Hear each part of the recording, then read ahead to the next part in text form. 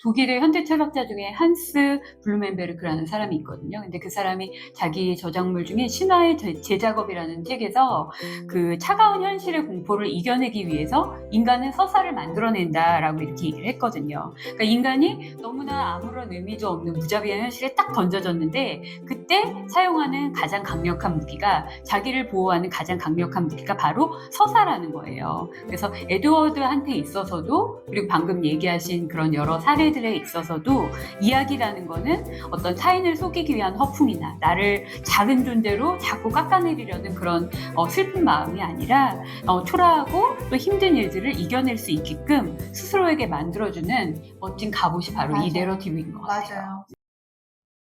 안녕하세요. 나무와 형설의 다정한 스타입니다. 반갑습니다. 자, 저희 오늘의 컨텐츠는 뭐죠? 네, 오늘의 컨텐츠는 바로 팀 버튼 감독의 영화 빅피쉬입니다.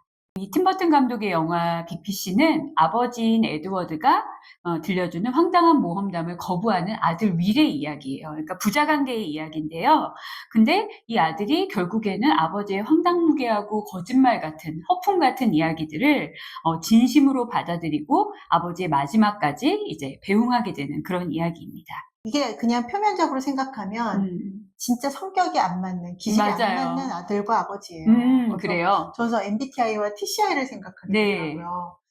이제 MBTI는 워낙 유명해졌으니까 네. 직관형 N, 아버지는 NF일 것 같고요. NF, 예. 그다음에 아들은 ST이지 않을까 하고 요즘에 또 뒤이어 뜨고 있는 TCI. 기질검사. 네, 기질검사에서는 기질은 잘 모르고 성격 파트에 네. 자기초월이라고 하는 영역이 있어요. 자기초월. 이게 높으면 뭐가 좋은 이게 건가요? 높으면 주로는 종교가 있는 사람들이 요게 높을 수가 있는데 네. 종교가 없다 하면은 네. 상상력이 굉장히 풍부하거나 좀 현실과는 좀 거리가 먼 그러나 그러니까 이상주의적인 사고 이런 거를 이제 좋아하는 사람들이 요 점수가 뜰 수 있다라고. 자기초월성이 높다. 네. 그렇지만 자기초월성 점수가 낮으면 굉장히 현실적이고 객관적이고 혹은 유물론적 사람들. 그러면 당연히 아버지는 자기초월성이 높고 되게 높거나 아들은 되게 낮은 쪽으로 측정이 되겠네요. 그렇게 나오지 않았을까 네. 하는 그냥 실없는 네. 생각을 아니 싫었지 않아요. 우리 이런 거 좋아합니다. 네. 네. 그래서 이 영화는 그리고 이제 팀 버튼 감독의 어떻게 보면은 유일한이요? 밝은 영화? 네.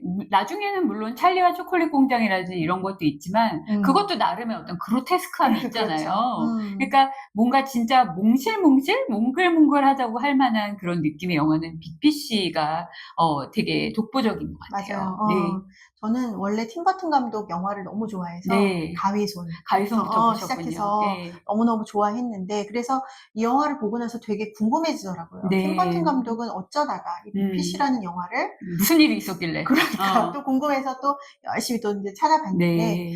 봤더니 이게 결국 아버지와 아들의 이야기잖아요. 함축해보면. 근데 팀 버튼 감독도 실제로 자신의 아버지와 그렇게 사이가 좋은 아들이 아니었다고 하더라고요. 그래서 되게 소원한 관계를 살다가 2000년대 정도인가 그때 아버지가 돌아가셨는데 사실 아버지와 화해를 못한 채 네. 워낙 또 바빴을 테니까요. 네. 그래서 소원한 채로 어쨌든 사별을 한 거죠. 그래서 이게 되게 팀 버튼 감독한테는 좀 어떤 상처 혹은 마음에 이제 풀지 못한 숙제처럼 남아 있었던 것 같은데 그때쯤 이 대본을 받게 돼서 네. 이거는 진짜 내가 해야 될 영화다라고 생각을 했대요. 그래서 실제로 이 영화를 만들면서 자기 치유적인 좀 시간이기도 했고 그런 게 있나 봐요. 남의 책인데 이거는 사실은 다니엘 월러스가 쓴 그 빅피쉬라는 책이 따로 있고 소설이죠. 그거를 소설이 있고 그거를 존 어거스트라는 사람이 각본을 쓰고 팀 버튼이 감독을 한 맞아요. 거잖아요. 네. 근데 내가 쓴 얘기가 아닌데도 이건 내 거다 하는 게 있나 봐요. 맞아요. 진짜. 네. 그래서 팀 버튼 감독이 이걸 만들면서 자기도 물론 이제 애도하고 새롭게 다시 애도하고 아버지와의 관계를 다시 생각해보고 뭐 이제 이런 의미가 있었지만 또 이 영화를 보는 사람들이 혹 이제 소중한 사람들과 어떤 그 갈등이 있을 때 또 문제를 해결하지 못할 때 그 화해의 시간들 혹은 화해의 기회들을 가졌으면 좋겠다라는 마음으로 이 영화를 또 만들고 제작했다고 하더라고요. 그렇군요. 그래서 더 어쨌든 의미 있는 영화가 되지 않았나 그러네요. 했어요. 네. 네. 심리 상담사로서 본 빅피쉬는 어떠셨어요? 그렇죠. 또 본업을 해야 되는 네, 거죠. 본업으로서 들어갑니다. 저는 일단 두 가지 관점에서 이 음. 영화를 또 재밌게 봤던 것 같은데, 한 가지는 가족 치료의 한 기법인 이야기 치료적 관점, 그리고 두 번째는 늘 제가 좋아하는 분석 심리학적 관점, 이 두 관점으로 또 이 영화를 또 재밌게 봤던 것 같아요. 네. 그래서 첫 번째 그 이야기 치료는 이 영화 자체가 사실 그 아버지의 이야기로 그렇죠. 이루어져 있잖아요. 그래서 아버지가 아들에게 혹은 며느리에게 들려주는 어떤 자신의 이야기로 이루어져 있는데, 이야기 치료라는 것 자체도 그 전제 조건이 모든 개인은 자신의 내러티브, 이야기를 갖는다에서 시작을 하거든요.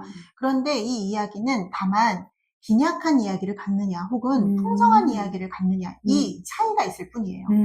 그러니까 주로 상담실에 찾아오는 내담자들은 빈약한 이야기를 갖는 사람들이겠죠. 그래서 빈약한 이야기란 어떤 부정적인 몇 가지의 어떤 주제를 가지고 그 주제를 뒷받침할 만한 기억들을 가지고 이야기를 만들어 놓은 거예요. 자신의 인생의 이야기를. 그럼 부정적인 이야기의 답습이겠네요, 맞아요. 사실상. 예. 그리고 모든 그 이야기의 사실 맥락들은 뭐 예를 들어서 나는 굉장히 뭐 무능력해, 혹은 사랑받지 못했어라고 하는 주제를 갖고 있다면 이 플롯에 맞는 이야기들이 형성된 거죠. 그래서 그 이야기의 중간중간에 모두 내가 사랑받지 못하거나 무능력하다는 것을 증거할 만한 이야기들이 있는 거예요. 예.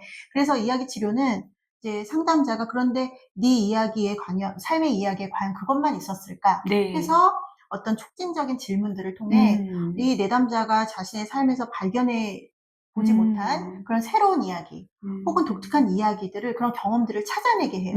그러면 내가 무능력할 줄만 알았는데 나한테 이런 능력이 있었네? 알아차림이 일어나는 맞아요. 거예요. 나는 사랑을 아예 받지 못했다고 생각했는데 이런 사랑을 받고 있었네라는 부분들을 알아차리고, 네. 그 다음에 거기에 또 준하는 또 어떤 다른 증거들을 이야기들. 막 찾아내는 거죠. 그래서 이렇게 해서 다시 이야기가 써지면 바로 네. 풍성한 이야기로 재저작되는 거죠. 멋있어요. 그쵸. 뭔가. 그래서 이런 관점에서 볼 때 에드워드는 그 사람 자체가 풍성한 이야기를 갖고 있는, 풍성한 내러티브를 쓸 수 있는 사람이라는 생각이 들었어요. 실제적으로 임상 현장에서 그런 이 사례들을 본 적이 있으세요? 부정적인 이야기들이 긍정적인 이야기로 바뀌는 과정이요. 그럼요. 그게 이제 상담의 결과인 거죠. 그쵸. 예. 그래서 나중에 굉장한 뭐라고 할까, 감동과 보람이 있어요. 네. 이 사람들의 이야기가 그렇게 바뀌어졌을 새롭게 때. 쓰여졌구나. 네. 그래서 이 영화도 사실 나중에 아들과 함께 쓰는 이야기가 됐지만 네. 그 어떤 감동이 네, 더해지듯, 맞아요. 그러니까 같이 이야기를 만들고 들을 수 있는 사람이 있는 것도 사실 특별한 것 같아요. 그렇죠. 상담도 사실 그런 과정인 거죠. 그래서 그런 사례가 있고 실제로 존재하니까 또 그 치료가 또 쓰이고 있고요. 그러네요. 그 내러티브라는 게 되게 중요한 것 같아요. 네. 그러니까 독일의 현대 철학자 중에 한스 블루멘베르크라는 사람이 있거든요. 근데 그 사람이 자기 저작물 중에 신화의 재작업이라는 책에서 그 차가운 현실의 공포를 이겨내기 위해서 인간은 서사를 만들어낸다라고 이렇게 얘기를 했거든요. 그러니까 인간이 너무나 아무런 의미도 없는 무자비한 현실에 딱 던져졌는데 그때 사용하는 가장 강력한 무기가, 자기를 보호하는 가장 강력한 무기가 바로 서사라는 거예요. 그래서 에드워드한테 있어서도, 그리고 방금 얘기하신 그런 여러 사례들에 있어서도 이야기라는 거는 어떤 타인을 속이기 위한 허풍이나 나를 작은 존재로 자꾸 깎아내리려는 그런 슬픈 마음이 아니라 초라하고 또 힘든 일들을 이겨낼 수 있게끔 스스로에게 만들어주는 멋진 갑옷이 바로 이 맞아요. 내러티브인 것 같아요. 맞아요. 그래서 에드워드가 바로 그 갑옷을 가졌다는 거. 네. 왜냐하면 이 영화에서는 이제 이런 부분들이 되게 이제 판타지하게 이렇게 좀 뭐랄까 밝고 어떻게 보면 좀 우스꽝스럽게 네. 이제 연출이 되기는 네. 하지만, 사실 현실적으로 꿰뚫어 보면은 에드워드는 굉장히 고단한 힘든 인생이에요. 삶을 살았던 네, 거거든요. 네. 왜냐면 태어났을 때도 어렸을 때 좀 아팠던 것 같기도 맞아요. 하고, 그쵸? 예. 뭐 이렇게 막 매달려져 그러니까. 있는데 아팠고, 그 다음에 자신의 고향을 떠나서 서커스 단원으로 일을 하다가 네. 뭐 군인이 되어서 네. 또 나라를 위해서 굉장히 위험한 막 임무를 수행을 하고 돌아와서는 또 처자식을 또 이제 먹여 살리기 위해서 네. 미국 전역을 다니면서, 그쵸, 뭐 집에 거의 돌아오지 못하고, 그렇죠. 그쵸, 뭐 판매를 하는 그런 예. 일이었던 근데 것 막 같은데. 부도나 막 은행이 부도나고 맞아요. 힘들고 뭔가 유기된 듯한 맞아, 어떤 맞아. 느낌? 그런 게 맞아요. 있었을까라는 생각도 했어요. 그래요. 맞아요. 그래서 그렇게 사실 현실적인 눈으로 보면은 되게 어려운 인생을 산 사람인데, 그 사람은 자신의 인생을 그렇게 부정적으로 네. 쓰는 게 아니라 굉장히 멋진 유쾌하고 즐겁고 영웅. 항상 웃고 있어요. 네. 이게 바로 환타지예요. 맞아요. 항상 웃고 있다는 점이. 그렇게 쓸 수 있다는 게, 에드워드는 자신의 이야기를 이미 풍부하게 쓸 줄 아는 힘을 가진 남자구나. 저는 그 샌드라에게 구혼하기 위해서 너무 이제 첫눈에 반했는데 그 여자에 대한 정보를 얻기 위해서 한 달에 한 번씩 일을 하고 월급 받듯이 정보를 받는데 그 정보가 걔 음악 좋아해, 걔 대학 간댄다, 걔 황수선화 좋아해, 이런 거잖아요. 근데 그걸 들으면서도 막 황수선화 대학에 간다, 그녀가 대학에 간다, 이제 이러면서 너무 좋아하잖아요. 근데 사실은 그 안에 얼마나 많은 고통과 뭐 하여튼 지지부진하고 막 너무 쳇바퀴 도는 것 같은 그 노동의 일들이 있었겠어요. 근데 그거를 굉장히 즐겁고 아름다운 기다림으로 만들고 맞아요. 마침내는 그 여자와의 만남을 사실 어떻게 몇 주에 있는 그 황수선화를 다 뽑아왔겠어요. 그렇지만 한 송이를 들고라도 꼭 청혼을 했을 거라고 생각을 하거든요. 맞아요. 그러니까 그런 어떤 이야기들이 되게 마음을 따뜻하게 하고 그냥 보고 있는데 웃게 만드는 그런 그렇죠. 영화였어요. 네. 그래서 에드워드 자신은 사실 풍부한 이야기를 갖고 있었지만 문제는 음. 아들이 사실 그 이야기에 그렇죠. 공감하지 못했던 어려움이 있었지만 그마저도 이제 나중에는 이 음. 아들도 그 아버지의 이야기의 어떤 그 진실과 진심을 이해해서 같이 이야기를 만드는 네. 작업으로 끝나죠. 그래서 그 이야기 치료의 어떤 그 맥락이 좀 생각이 났다. 그런 부분에서. 그랬고, 그 분석심리학적인 면에서는 네. 역시 분석심리학에서는 상징을 되게 네. 중요하게 다루는데, 진짜 이 빅피쉬는 무슨 상징 사전 같은 느낌이 들었어요. 그 정도예요? 그러니까 네. 왜냐면 곳곳에 와 저 상징도 되게 의미가 있는 건데라는 것들이 곳곳에 되게 많이 장치가 되어 있는데, 그래도 이제 두 가지 가장 큰 상징으로는 역시 제목이 되는 빅피쉬, 네, 그러니까 큰 물고기. 라고 하는 상징과 그 다음에 중간에 그 유령 마을이 네. 나오잖아요. 유령 마을에 대한 상징이 굉장히 저는 인상적이었어요. 일단은 물고기는 그 분석 심리학적으로 그 생명력 혹은 창조성을 의미를 하거든요. 네. 근데 실제로 분석 심리학을 하는 사람들이 쓰는 상징 사전이 있어요. 그래서 저도 이제 갖고 있는데 그 막 펼치면은 뭐에 대한 상징 뭐고 막 이런 맞아요. 거예요? 알파벳으로 이제 사전처럼 돼 오. 있어요. 그럼 네. 이제 물고기를 찾아볼까 하면 예. F에서 이렇게 찾으면 딱 있는데, 근데 그 분석 심리학에서는 여성성, 남성성의 의미가 있잖아요. 그래서 그 상징성에도 그 상징이 예를 들어서 여성성을 좀 더 많이 내포하는지 남성성을 더 많이 내포하는지가 이렇게 표시가 되어 있는데, 이 물고기는 사실 여성성을 더 많이 그 내포하는 상징이거든요. 근데 그 영화에서 이 물고기가 여자로 비유가 된단 말이에요. 네. 중간에 그리고 인어도 나오죠, 그쵸. 중간에. 그래서 거기서 보면은 이 남자가 인어를 봤다고 했는데 그 제니퍼가 네. 그거 물고기야 라고 얘기를 해주는 장면이 있는데, 그래서 맞다. 이 물고기는 여성성의 상징이 있는데 이 에드워드는 어떻게 보면 그 생명력을 가진 사람인 거죠. 왜냐면 물고기 항상 나중에는 자신이 그 큰 물고기가 되니까요. 네. 그 영화상에서는 물론 그것도 하나의 환상이지만 그렇게 됐는데, 그래서 그 물고기의 상징이 또 이렇게 좀 빛이 났던 것 같고, 또 에드워드가 항상 이제 뭔가 나는 항상 목이 말라. 네, 그러는데 그것도 어떻게 보면 자신의 내면의 목소리에 대한 갈망이라는 생각이 들거든요. 우리가 내면의 목소리에 귀를 기울여서 살기란 사실 쉽지가 않은 것 같아요. 왜냐면 너무 바쁘고 일이 많고 피상적인 것들을 휘둘려서 이렇게 가기가 쉬운데, 에드워드는 상징적으로 자신의 내면의 목소리를 듣고 그것에 되게 충실하려고 했던 인물 아니었나. 그게 이제 물고기라고 하는 비유, 항상 목마른 사람의 비유로 나타났다고 생각을 하고요. 그리고 작은 어항에선 살 수 없잖아요. 맞아요. 그게 바로 유령 마을에 해당하는 거죠. 그렇죠. 예. 큰 물고기는 큰 바다로 바다를 가야 가야 되는 되는. 그래서 이제 유령 마을도 여기서 이제 나오는데, 유령 마을이 그 입구가 왜 신발을 다 걸어놓고 그 안에서는 신발을 안 신고 살잖아요. 그래서 그것도 사실 되게 상징적인 의미가 있는 건데, 신발이라고 하는 게 사실 그 사람의 어떤 그 의식적인 삶을 뜻하는데, 왜 이력서 얘기가 있는데 이력이라고 하는 게 바로 신발을 신고 걸어간 자취가 바로 이력이거든요. 그렇구나. 그래서 신발을 벗는다는 뜻은 사실 죽음을 상징하고 이력이 끝나는 거네요. 맞아요. 그래서 우리가 좀 무섭긴 하지만 왜 누군가가 자신의 목숨을 끊을 때 우리 왜 그 상징적인 장면을 보면은 신발을 놓고서 떨어지는 장면들 있잖아요. 그렇죠. 그쵸. 신발만 가지런히 남아있다든가. 그러니까 그게 약간 그런 상징하고 다 그 맞아 떨어지는 것들인데, 이 유령 마을이 어쨌든 에드워드가 거기에 들어갔단 말이죠.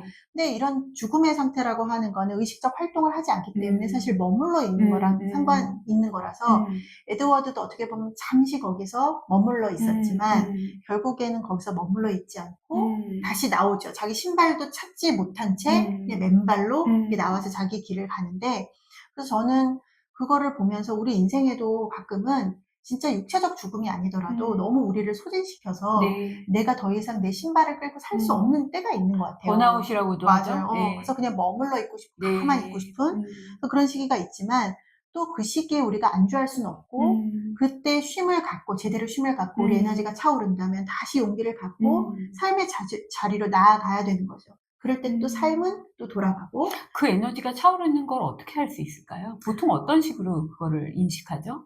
일단 그러기 위해서는 머물러 보는 게 저는 답인 것 같아요. 그래서 사실 에드워드가 거기에서 안주하지 않고 나왔던 것도 저는 물론 그것도 의미가 있지만 네. 그 마을에서 머물러 본 것도 의미가 있다고 생각하거든요. 음. 그래서 사실은 내가 에너지가 없을 때는 무엇을 막 억지로 에너지를 음. 끌어올리려는 게 아니라 좀 쉬고 돌봐야 돼요. 네. 그러면 알게 돼요. 이제는 움직일 때다. 아, 그렇구나. 예. 그래서 인제 그리고 다시 나아가는 거죠. 용기를 가지고 나아가는 거고.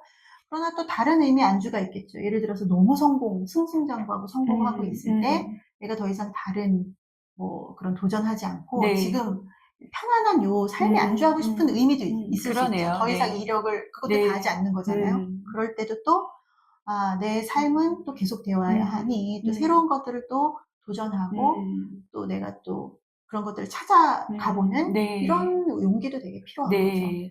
그 조세 캠벨이라는 신화학자가 있는데 이 사람이 천의 얼굴을 가진 영웅이라는 책을 썼거든요. 그래서 그 책에서 동서고금의 뭐 신화와 어떤 영웅들을 많이 다뤄요. 우리가 알고 있는 그리스 로마 신화에서 뭐 오디세우스나 테세우스라거나 아니면은 종교적으로는 뭐 석가, 예수, 모세 그리고 무슨 신화나 다른 이런 부분에서는 길가메시라든가 뭐 이런 뭐 손오공도 나와요. 손오공도. 예, 그런 식으로 이런 영웅들이 있는데 이 영웅들이 천의 얼굴을 가지고 있지만 사실 겪는 과정은 동일하다는 거거든요. 첫 번째는 이제 출발이에요. 어떤 나의 소명을 받아서 출발하고 그 다음에는 시련이 와요. 그리고 마지막에는 귀환을 하는 건데 이 시련의 단계에서 자기가 겪는 어려움들이 뭐 적들과 싸우고 이런 것도 있지만 굉장히 유혹적인 건 안주더라고요. 그래서 안주하는 거. 그래가지고 안락한 정체가 이 영웅이 정말 마지막 귀환까지의 사명을 수행하기 위해서는 떨치고 나아가야 될 부분인데 어떻게 보면은 에드워드도 이 영웅의 이야기 안에 사실은 있는 거죠.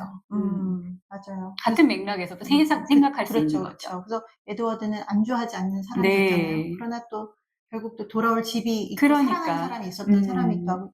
거기서 이제 막 춤추고 노래하고 한없이 이렇게 지내도 될 것 같은 그런 상황에서 딱 멈춰서니까 네. 그 신발 없이 맞아요. 그냥 맨발로 나와야 떠났어. 되는 맞아요. 저는 죽음이라는 거에 대해서 되게 많이 생각을 하게 된 것 같아요. 이제 저희도 나이가 나이인지라 이제는 뭐 결혼식 청첩장보다 장례식장의 부고를 더 많이 받게 되는 그런 나이잖아요.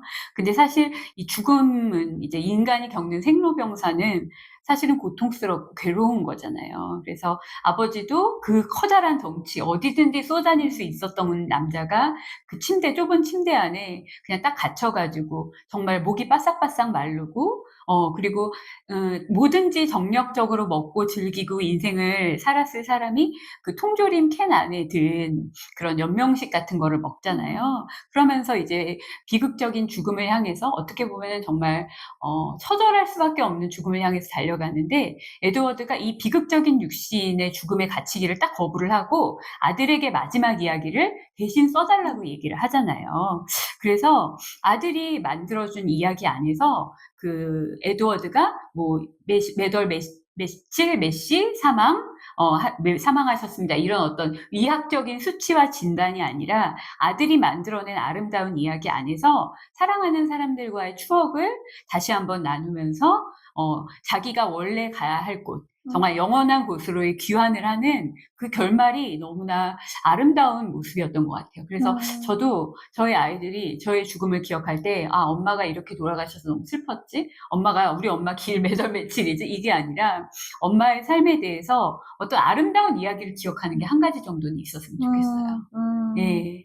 어떤 이야기가? 글쎄요, 엄마는 잘 울고 잘 웃었지만 그래도 우리 엄마는 행복하게 이 세상을 살다 갔어. 이 정도면 좋지 않을까? 멋진데요. 예, 어떤 이야기로 남길 바라세요? 저요? 삶을 그래도 재미있게 살려고 했고 또 사랑하려고 했다. 아, 사랑하려고 했다. 어. 네, 좋네요. 물론 이제 사랑 못할 때도 네. 많았지만 예, 예. 그래도 그러기를 노력하면서 산 네. 인생이다. 자녀들 보고 있나? 보고 안 있어? 보겠죠. 아마 안 볼 거예요. 우리 넌 아이들은 안 우리 보겠지. 채널을 안 봅니다. 예. 그렇지만 어쨌든 그랬으면 예, 그렇죠. 좋겠다. 예, 맞아요. 하는 거죠. 그리고 이 이야기를 들으면서 결국 그런 부분들이 또 남겨진 사람들에게도 의미가 있을 것 같다는 생각이 들었거든요. 네, 마지막에 아들이, 이 윌이 그 이야기에 한 번 동참하고 나서 장례식장에 오는 사람들을 보잖아요. 근데 거기 보면서 아버지의 이야기가 허풍만은 아니었구나를 알게 되잖아요. 거기 책 속에, 이야기 속에 등장했던 인물들이 거기 방문을 하고, 물론 그것과 똑같은 모습은 아닐지라도 방문하고 와서 인사를 나누고, 그리고 그 자리에서 그 사람들이 웃으면서 에드워드 맞아요. 얘기를 해요. 맞아요. 결국은 이야기로 남은 거예요, 이 아버지가. 그래서 아들도 자기의 아들한테 할아버지 이야기를 해주고, 손자는 우리 할아버지가 이렇게 했대, 우리 할아버지는 이런 사람이었대 라면서 친구들한테 얘기하면서 이제 이야기로 영원히 남게 되는 거거든요. 맞아요. 그래서 다니엘 월러스의 책에 보면은 이렇게 표현을 해요. 한 남자가 자신의 이야기를 몇 번이고 반복해서 들려주면 그는 결국 이야기 자체가 된다. 그리고 그 이야기는 그가 떠난 뒤에도 살아남는다. 그렇게 해서 그는 영원이 된다. 예, 그래서 이야기가 된 한 남자의 이야기였던 거죠. 네. 이제 떠난 사람은 사실 만약에 죽었다고 네. 하면 어떻게 보면 그 사람은 안 슬프고 평안한 곳에 갔다 이렇게 그쵸. 생각하겠지만 남아있는 사람들의 그 슬픔의 몫이 있잖아요. 그랬을 때 이제 이 죽음이라고 하는 것이 단절과 분리가 아니라 어떤 이런 소중한 이야기를 통해서든 무엇을 통해서 우리랑 계속 연결되고 함께 한다라는 생각을 하면 결국 또 남아있는 사람들도 희망을 갖고 힘을 갖고 살 수 있을 것 같거든요. 네. 그래서 이 부분 되게 의미 있는 이야기라고 생각이 들어요. 그래서 아들이 아버지에게 아버지가 살아생전에 아버지 얘기의 트루 버전을 들려달라고 얘기해요. 그러니까 아버지가 얘기하는 건 허풍이고 진짜 이제는 사실을 좀 얘기를 해달라고 얘기를 하지만 근데 아버지가 얘기한 그 이야기가 사실은 현실보다도 그냥 그 시간을 사랑으로 채웠던 사람인 거죠. 맞아요. 제니퍼가 자신을 찾아온 그 윌에게 그런 얘기를 해주잖아요. 니네 아버지의 다른 삶에서는 네가 바로 현실이었다. 얘기를 해주잖아요. 그래서 어떤 죽음 말고 이제 저는 또 이 얘기 속에서 한 남자가 또 생각이 났는데요. 그 남자도 이야기가 된 남자예요. 자기의 모든 여정을 이야기로 만든 남자예요. 이 남자가 누구냐면은 네, 크리스토퍼 놀란 감독의 영화로 최근에 굉장히 붐인 영화 오디세이의 오디세우스예요. 그 오디세우스도 트로이 전쟁이라는 엄청난 이제 아비규환 같은 전쟁을 겪고 그다음에 외눈박이 거인하고 그다음에 마녀 키르케 막 이렇게 만져가지고 돼지로 만들고 이러는데요. 그리고 세일에 뭐 바다괴물 이런 엄청난 고난을 거쳐서 계속 집으로 못 가요. 퇴근은 했는데 집에 못 가는 상황. 그냥 우리 약간 세상 구경 좀 하고 가겠다 했는데 세상 구경이 이렇게 길 줄 몰랐지. 약간 이런 느낌으로 하는데 결국 돌아가기 위한 모든 모험의 과정이 바로 이 오디세이거든요. 근데 이 삶도 어떻게 남들이 들으면 딱 거짓말 같은 얘기잖아요. 그런 일들이 있었다라는 게. 근데 그런 기묘한 모험과 위기를 통과하면서 집으로 돌아간다는 것이 이 에드워드하고 굉장히 유사한 느낌을 제가 받았어요. 그리고 이 두 사람이 에드워드와 오디세우스가 공통적으로 가슴에 품고 있었던 것이 무엇이냐. 그것은 바로 사랑이었다라고 얘기를 하고 싶거든요. 그래서 오디세우스는 자기가 기억을 잃었어도 아내 페넬로페가 주었던 그 자기들만의 약속한 어떤 브로치가 있어요. 여신의 형상을 새긴 브로치가 있는데 그거를 품고 돌아오고 그리고 에드워드는 임종 직전에 자기가 가장 소중하게 간직하고 있던 결혼 반지를 자기 입에서 꺼내서 자신의 환상 속에서 자기 아내 산드라에게 전해주고 물고기가 되어서 돌아가거든요. 그래서 결국에는 이런 모든 과업을 마치고 자기가 있어야 할 곳으로 돌아가는 거. 그리고 오디세우스는 마지막에는 이 소설에서와는 약간 다르게 그 서쪽으로 망자들을 기리기 위해서 아내와 함께 머나먼 여행을 떠나요. 다시 바다를 건너서 떠나요. 근데 이제 모든 과업을 마치고 아내와 함께 간다는 거죠.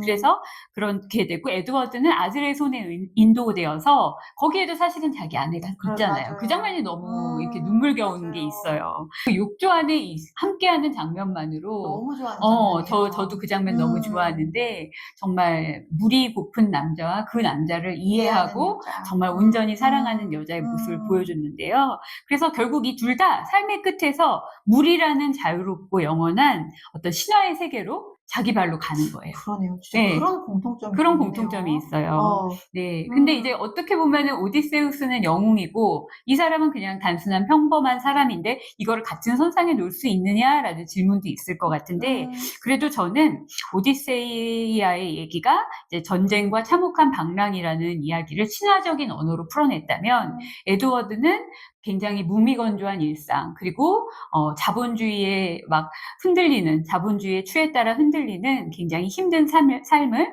가장으로서의 삶을 동화적인 언어로 풀어냈다는 면에서 그래도 이 두 남자의 이야기가 공통점이 있지 않나 이런 생각이 들었어요. 네, 그러니까 스케일과 어떤 방식의 차이는 우리가 다 있겠지만 인간이 자기가 처한 지옥과 삶의 고단함을 견뎌내기 위해서 스스로를 이야기로 만드는 과정은 너무나 이제 그 본질이 같은 것 같아요. 맞아요. 그런 이야기가 있으세요? 상징이나? 저한테 그런 네. 상징. 저한테 그런 상징은 이제 뭐 하늘나라에 먼저 갔지만 네. 저희 오빠, 네. 저희 오빠랑 함께 있었던 어떤 장면. 근데 음. 그때 저희 오빠가 굉장히 잘생기고 이제 뭐 형설은 알겠지만, 네. 근데 하여튼 오빠가 굉장히 제가 오빠를 많이 사랑하고 좋아했었는데 어떤 그 같이 있었던 어떤 시간에 이 시간이 너무 진짜 아름답다. 근데 아름다워서 너무 슬프네. 이런 생각을 했었던 적이 있었는데 그게 뭐라고 말로 표현할 수는 없지만 깊이 사랑하는 것에는 슬픔이라고 하는 대가가 있고 네. 그 슬픔이라고 하는 게 나쁜 것만은 아니다라는 거를 그때 깨달았던 것 같아요. 네. 그래서 인생에서 어려운 순간이 올 때마다 그때의 장면이 상징처럼 떠오르면 또 견뎌지고 또 넘어가게 되는. 네. 그렇군요. 저는 제가 어렸을 때, 아기 때 회원동에 살았거든요. 남산 아래에 있는 회원동에 살았는데, 그때 아빠랑 엄마랑 같이 아빠 어깨에 무등을 타고 불꽃놀이를 보러 갔어요. 그게 생각이 나요. 근데 남산 아래에서 불꽃놀이를 했는지 어디서 했는지 모르겠지만 아무튼 불꽃놀이를 막 구경하는데, 아기니까 그때가 한 두 살, 세 살 정도 때 그 동네에 살았으니까 불꽃이 막 터지는데 너무 무섭고 시끄럽고 이제 막 사람들 소리도 크고 이러니까 무서워가지고 이제 아빠한테 이렇게 꼭 엎드려가지고 이렇게 아빠를 안고 있었는데 아빠가 무서운 게 아니라 예쁜 거야 라고 얘기를 하셨던 게 기억이 나요. 근데 그게 정말 내가 들었을까? 그 얘기를 들었을까? 아니면 아빠가 정말 그 얘기를 하셨을까? 그건 아직까지도 모르겠어요. 그렇지만 무서운 게 아니라 아름다운 것이다 라는 어떤 그 이미지, 불꽃의 이미지, 그거는 아직까지도 마음에 참 남는 것 같아요. 네. 상징이라고 하는 것은 사실 말과 글이 다 담을 수 없는 그 무엇이잖아요. 네. 강력한 무엇. 네. 그러니까 그게 진짜냐 아니냐 보다도 그 이미지로 남아있어서 네. 나에게 영향을 끼친다는 게 중요한 네. 거죠. 네. 그렇군요. 영웅의 어쨌든 신화에는 다 돌아올 곳이 있군요. 네. 그리고 그게 사랑인 걸까요? 맞아요. 그리고? 그게 사랑인 것 같아요, 결국은. 네. 이게 없다면 그냥 자아가 팽창한 채로 그렇죠. 무한 도전과 어떤 무한 팽창. 예. 터져버리겠죠. 예. 그래서 진짜 오디세이와 빅피쉬의 이런 네. 또 공통점이 있구나. 되게 재밌게 아직 못 듣고 보셨죠? 못 꼭 한번 봤어요. 보세요. 네. 네. 우리 모두가 사실 어떤 영웅 신화를 써나가는 사람들이죠. 각자가. 맞아요. 그런 의미에서도 이 공통점을 찾을 수 있는 것도 네. 맞는 것 같아요. 네. 네. 저희가 오늘 이렇게 빅피쉬 얘기를 해봤는데 네. 어떤 마무리를 하면 좋을까요? 나에게 이야기는 무엇이다? 이야기는 무엇이다? 나에게 이야기는 나를 자라게 하는 생명, 자양분? 자양분이다. 자양분이다. 나의 이야기는 자양분이다. 좀 비슷할 것 같기도 한데요, 저는. 나에게 이야기는 동력이다. 예, 엔진을 이렇게 돌리는 것 같은 그런 동력인 것 같아요. 그래서 저는 컨텐츠를 읽고 쓰고 보고 할 때마다 제가 살아있다는 걸 느끼거든요. 예, 좋네요. 그런 것 같아요. 자, 그래서 우리뿐만 아니라 또 이 채널을 사랑해 주시죠? 사랑해야만 해요. 어쨌든 찾아주신 여러분들도 자신을 또 살아가게 하는 그런 상징, 이야기들을 또 하나씩 또 가지셨으면 좋겠네요. 네, 여러분들은 모두 자신의 삶에서 이야기를 만들어 나가고 있는 빅피쉬입니다. 감사합니다. 감사합니다.